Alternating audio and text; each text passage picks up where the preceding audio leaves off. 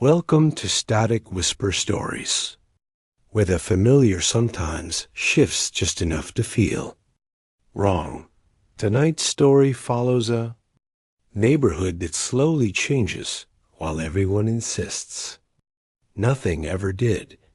This is how I first noticed. Something was wrong. By the time I noticed the sign, my street had already forgotten me. I know exactly when the small changes began because I keep receipts, screenshots, and a stupidly organized camera roll. Wednesday night, 11:42 p.m. I took a picture of the corner shop on my way home. Same neon letters, same cracked awning. 2 days later, the awning was different. The font on the letters had changed. The store was still there, but its name, the one I'd called for takeout for 3 years, read like a line from someone else's memory. You think you would notice the obvious things first. I expected a fire, a demolition, a new building. Not typography. That is the hook. The world around me started rearranging itself in small, domestic ways, enough to register as a wrongness, not immediately an emergency. A stoplight swapping places with a streetlight. A bus route that now detours through streets that last month ended in cul-de-sacs. A neighbor's porch number sliding 1 digit to the left. Not chaos. A subtle, surgical retuning of a place I thought I knew. This is not a ghost story. This is inventory. A project in cataloging what belongs to you. At first, I blamed tiredness. I blamed too many late nights and too much news. Then I blamed my phone. My navigation app started yelling at me in a polite voice, recalculating when I took paths I had always taken. If I opened an old photo on my phone and compared it to the live scene, there would be tiny misalignments. A different planter, a missing bike rack, a cafe that had become a laundromat in the span of days. I did what anyone does now. I searched. I scrolled neighborhood groups. I rewatched doorbell camera footage. I pulled old delivery confirmations and timestamps from cloud backups. Everything the internet owned about my life threads of messages, photos, receipts was a thin, trembling ledger of sameness. But the ledger and the street could not agree. When I asked my next-door neighbor, an elderly man named Carlos, who had lived here since before my building existed, he laughed and said I was making a joke. The bakery has always been called Myra's here, he said, sipping coffee on his stoop as if the word itself anchored a city. Stop playing games, kid. I showed him the photo. He squinted and shook his head, not at the image but at me, as if I were the one who had fallen out of rhythm. One of the strangest parts was how quickly collective agreement formed around the changes. The neighborhood neighbors who exchanged tools and favors and gossip was allergic to remembering. Whenever someone paused, confused, someone else would finish the thought for them. Wrong names were corrected even as they were being asserted. Memories were, in practice, contagious. This is where the feeling of gaslighting gets physical.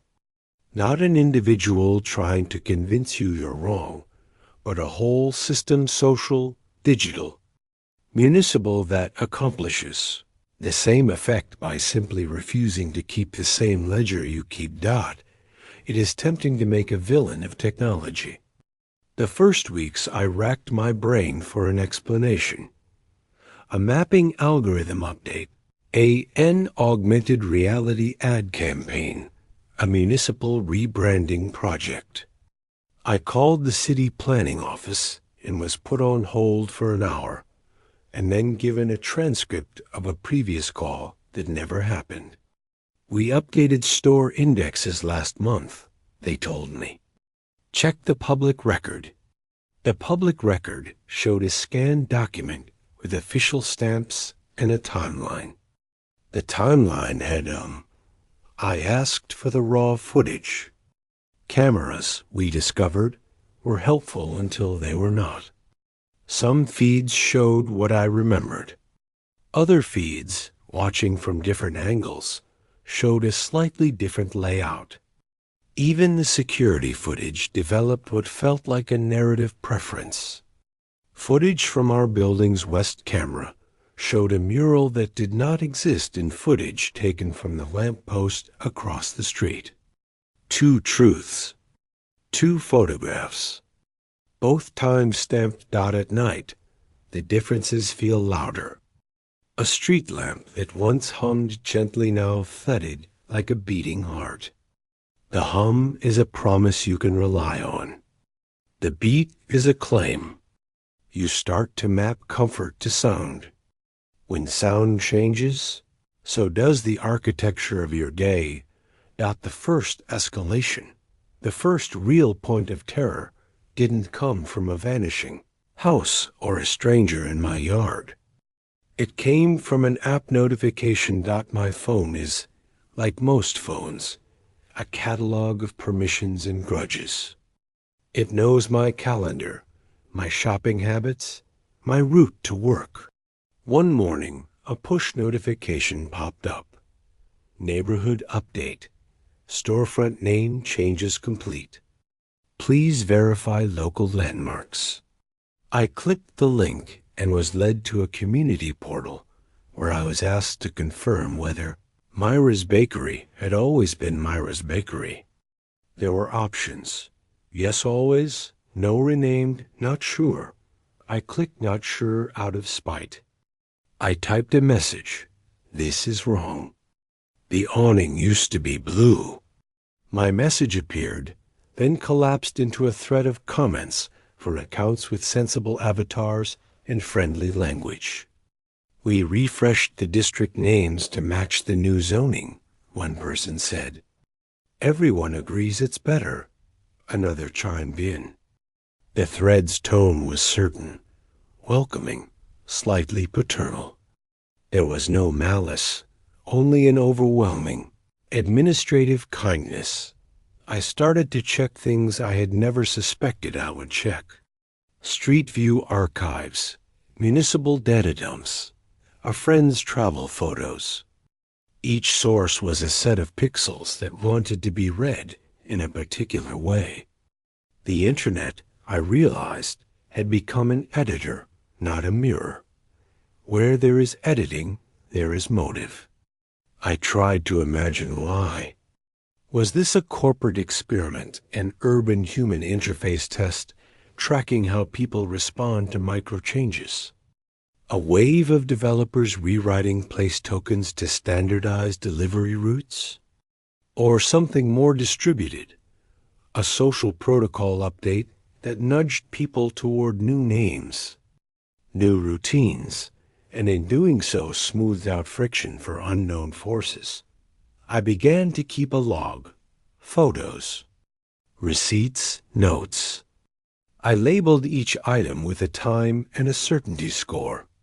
8/10 saw the green mailbox yesterday. 7/10 heard a different bus route. Certainty's a strange currency. You spend it hoping someone else will spend it back. Midway through the investigation, things got personal. My apartment building, a block I've called home for 5 years, started to feel like a file I was not authorized to open. Messages appeared in the building's tenant app that I hadn't seen before. Invitations to meetings my building never had. Notices of repairs that were not scheduled. And once, an announcement thanking residents for participating in the local geography optimization trial. I confronted the building manager, who handed me a printed memo with an official logo. We appreciate your feedback about the pilot. It read, your participation has helped streamline neighborhood naming for emergency services. I asked who had signed it. He said a name. He insisted he'd always recalled that name as the signer. When I asked for the email trail, the thread that supposedly contained it was blank.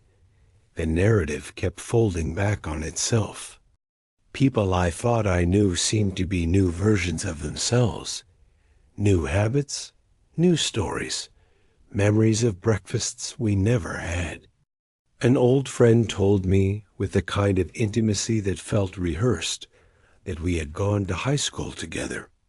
I had never seen him in my life before. I started carrying old objects, small, unambiguous anchors. A paper train ticket from 2016 with a stamp. A grocery sack receipt with scrawled ink. Physical objects helped, for a while, like talismans against erasure.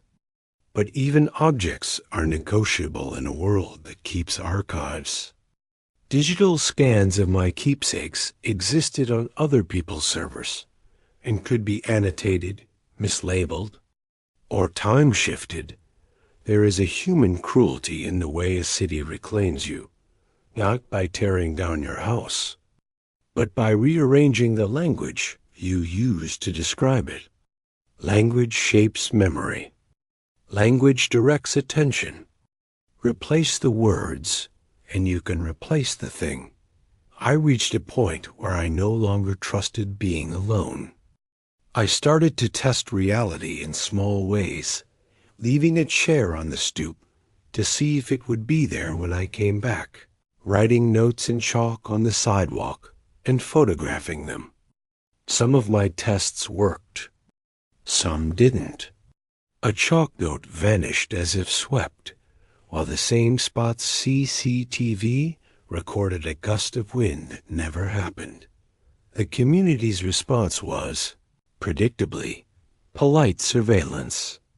People offered explanations like, we're updating for accessibility, or it's for better delivery. Each explanation came with a breadcrumb trail of administration. Timestamps, scans, slight bureaucratic shimmers that made you feel silly for resisting. And yet, beneath the politeness, there was an unspoken clause. If you refused to accept the new ledger, you would be asked, gently, to step aside. The city would accommodate you, the app suggested, with a legacy mode toggle. Switch it on, and your maps would stay the old way for you alone. It sounded like mercy until I realized the cost. Isolation.legacy mode meant your phone would refuse community updates. Mail carriers would use the new names. Emergency services would refer to the new grid. You could keep your private map, but you would be the only one using it. There is a kind of social death in being given your own private reality. One night I toggled legacy mode on and walked down my street. It looked right to me. The awning was blue. The sign read the name I had always known. Passers-by moved around me with the new names on their lips. A delivery driver waved at a storefront one could not see. I realized then that the city had offered me two options: change with it, or become a ghost in the living world. The script of what happens next is the part stories usually claim as climax, but real life moves as a series of small, accumulating cuts. I did not storm City Hall or blow whistles. I withdrew in small, careful ways. I began to compile a dossier of disagreements, photographs, timestamps, witness statements, until the weight of my evidence felt like the only thing keeping me a real dot. And then one morning, a post appeared in the community portal with an apology. It read, "To residents who experienced temporary disorientation during our district indexing updates, Thank you for your patience. It had a list of changes with dates and a link to an opt-out form. The comment thread beneath it was uniformly grateful. I stared at the screen until my eyes blurred. Gratitude masked as correction. I closed my laptop and walked outside. The street was quiet in the way that makes you certain of your own heartbeat. A delivery van idled at the corner. The awning, blue today, caught the sunlight. I lifted my phone and took a picture, already beginning to catalog the day. For now, the ledger and I are at uneasy truce. But the story isn't about a final battle. It's about how the boundaries of the familiar are soft, and how much of who we are depends on a shared memory. I'm keeping my notes. I'm keeping the receipts. I sleep less. I say names aloud when I pass storefronts, like an oath. If you live anywhere with a map on your phone, take a look at the names around you tonight. Notice the small things. Ask someone you trust, has my street always been this way? You might find that the answer is different than you remember, because the part that keeps me awake is the possibility that the changes aren't meant to erase us. Maybe they're intended to make us more efficient, safer, easier to reach. Maybe that's the most dangerous kind of revision, the one that frames itself as convenience. Either way, I learned to treat the world like a draft, readable, editable, and, if you aren't careful, rewritten without your consent. I stop here for now. So I started watching not just what changed, but who adapted fastest. Patterns emerged once I stopped reacting emotionally. Younger residents adjusted almost instantly. Delivery drivers never hesitated. Rideshare pickups aligned perfectly with the newest street labels. Older residents showed brief confusion and corrected themselves mid-sentence, almost like autocorrect happening in real time. That detail stayed with me. Autocorrect. Friend who works in logistics mentioned something casually over coffee. She said companies had been testing dynamic microzoning to reduce emergency response times and improve delivery efficiency. Streets, districts, even landmark names could be updated digitally first, then gradually reflected physically. Most people don't even notice, she said. Humans adapt fast if everyone else acts certain. I asked whether residents were informed. She shrugged. Usually buried in service agreements. That answer bothered me more than the changes themselves. Not because of secrecy, but because of consent fatigue. We click accept so often that reality updates might simply be another checkbox. Still, that didn't explain everything. Some changes happened before any official notice. Some locations appeared altered physically before databases updated. Cause and effect didn't line up neatly. I kept documenting. One evening, while reviewing older footage from my doorbell camera, I noticed something subtle but unmistakable. In several clips, neighbors walked confidently toward places that, at that time, supposedly hadn't changed yet. Their body language suggested prior familiarity. That implies expectation shaping perception, or perception shaping expectation. I dug deeper into the tenant app logs. Hidden in a rarely accessed settings menu was a toggle labeled Predictive Environment Alignment. It was already enabled. No explanation. No onboarding message.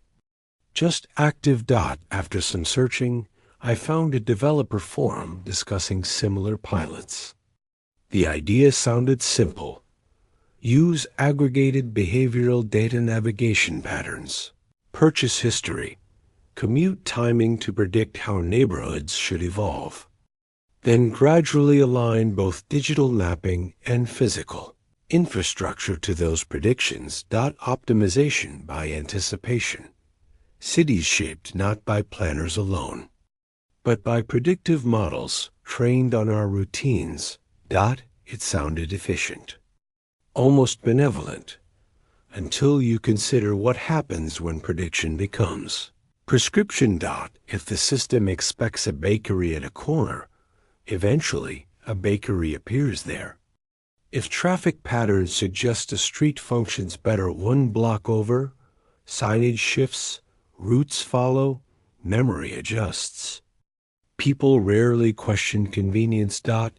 And if your personal behavior doesn't match the prediction, you become statistical noise.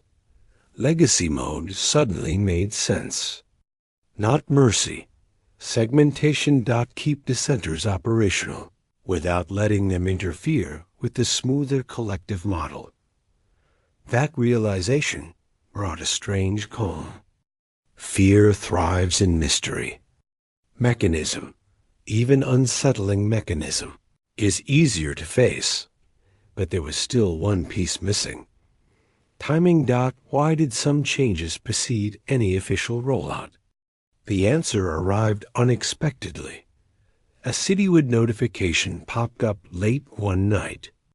Not from the tenant app. Not from a service I recognized. Plain text, neutral tone. Predictive alignment entering autonomous phase. Minor perceptual discrepancies may occur. No action required. Autonomous phase. That phrase implies reduced human oversight, which means the system wasn't just predicting. It was iterating, testing adjustments, observing reactions, refining, a feedback loop, and we were inside it. I stepped outside after reading that message. The air felt ordinary, almost disappointingly normal. Cars passed. Someone laughed 2 buildings over. Yet there was a subtle difference in how people moved. Slight hesitation at corners. Quick glances at phones before crossing streets. Collective micro-checking. Like we were all quietly verifying that consensus still existed. The following week, changes slowed. Not stopped. Slowed. Street names stabilized. Storefronts held steady. Navigation apps stopped recalculating mid-route. The community portal announced the pilot phase concluded successfully. Successful. No. Definition attached. Neighbors seemed relieved. Conversations shifted back to normal topics. Weather, work, weekend plans. Memory resynchronized surprisingly quickly. Humans prefer coherence. I should have felt relief too. Instead, I felt something closer to awareness. Because once you notice how flexible shared reality can be, you don't fully unsee it. You recognize how easily environment, language, and expectation interact. How subtle nudges can reshape certainty without confrontation. There was no villain in the traditional sense. No secret organization plotting harm. Just optimization, scaled beyond intuitive understanding. Months have passed. Now my street looks stable, familiar, predictable. Again. But occasionally, very late at night, my phone suggests routes I've never taken through areas I don't remember existing. Recommendations labeled future preferred path. Probably beta testing, probably harmless. I still keep my logs. Less obsessively now, more like a habit. A quiet acknowledgement that memory is collaborative, not absolute. Carlos still drinks coffee on his stoop. The bakery sign stays consistent. Delivery drivers no longer hesitate. life resumed its comfortable rhythm. Yet sometimes, when sunlight hits the storefront glass just right, reflections show slight architectural variations, angles that don't quite match the buildings behind me. They disappear if I look directly. Perception lag. Maybe dot or prediction buffering. Either explanation fits, and that's the part that lingers. Not fear of what changed, but acceptance that change can happen quietly, consensually, almost kindly. That the scariest adjustments don't announce themselves with chaos. They arrive framed as convenience, safety, efficiency. If your neighborhood ever feels subtly unfamiliar, you might not be losing your memory. You might just be slightly ahead of the update. And eventually, like everyone else, you'll catch up.